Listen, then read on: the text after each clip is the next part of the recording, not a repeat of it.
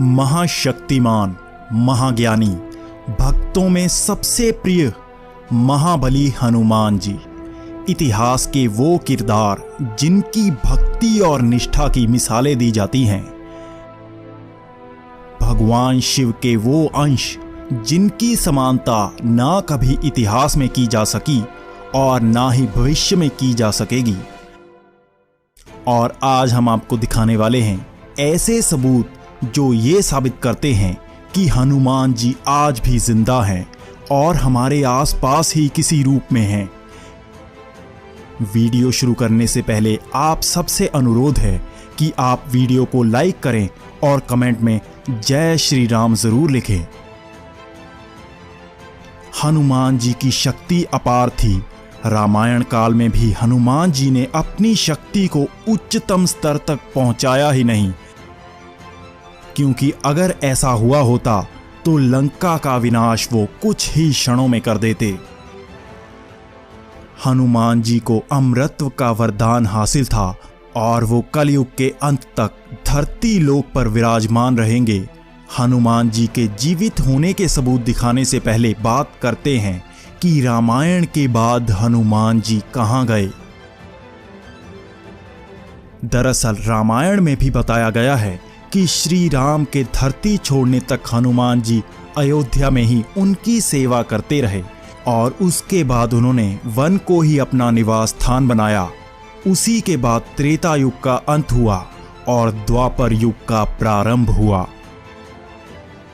द्वापर युग में भी हनुमान जी का जिक्र 2 बार हुआ है। पहली बार जब भीम जंगल में थे तब उन्हें एक बुजुर्ग वानर मिला।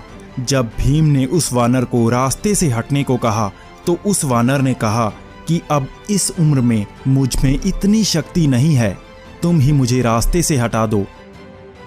इसके बाद घमंड से चूर भीम ने पूरा प्रयास किया, लेकिन वो उस वानर की पूंछ तक ना हिला सका। तब भीम को समझ आया कि वो कोई साधारण वानर नहीं बल्कि स्वयं हनुमान जी हैं, जो भीम को घमंड छोड़ने का सबक देने आए थे। इसके बाद भी हनुमान जी अर्जुन के रथ पर ध्वज बनकर पूरे महाभारत युद्ध में उनके साथ रहे। अंत में जब हनुमान जी अपने असली रूप में आए और वहां से चले गए तब वो रथ भी राख बन गया। जब अर्जुन ने श्री कृष्ण से इसका कारण पूछा तो श्री कृष्ण ने बताया कि वो हनुमान जी ही थे जिस कारण उनके रथ को कुछ नहीं हुआ, वरना इतने विनाशक अस्त्रों के सामने उनका रथ कभी भी टिक नहीं सकता था। इस तरह हनुमान जी ने महाभारत काल में भी अपनी उपस्थिति दर्ज करवा दी। इसके बाद कलयुग में भी हनुमान जी की बातें आपको सुनने को मिल जाएंगी। चीन, इंडोनेशिया, कंबोडिया में भी अलग अलग नामों से आपको हनुमान जी की कहानियां सुनने को मिल जाएंगी। अफ्रीका से लेकर अमेरिका तक शक्तिशाली वानर के आज भी जिंदा होने की बातें की जाती हैं। 14वीं सदी में ऋषि माधवाचार्य ने हनुमान जी से साक्षात भेंट होने की बात की थी। 17वीं सदी में तुलसीदास जी ने भी बताया था कि हनुमान जी ने उन्हें रामचरितमानस लिखने के लिए प्रेरित किया था। उसके बाद भी कई साधु संतों ने हनुमान जी से मिलने या उन्हें देखने का दावा किया। अब अगर बात करें हनुमान जी के जिंदा होने के सबूतों के बारे में तो आप गिन भी नहीं पाओगे। श्रीलंका में एक कबीला है जिसे मातंग कबीला कहा जाता है। इस कबीले के लोगों को किसी संत से कम नहीं माना जाता, क्योंकि उनकी मानसिक सहनशीलता और विलक्षण गुण उन्हें बाकियों से अलग करते हैं। उनका आज भी मानना है कि हनुमान जी हर 41 साल बाद उनसे मिलने आते हैं और ज्ञान देकर जाते हैं।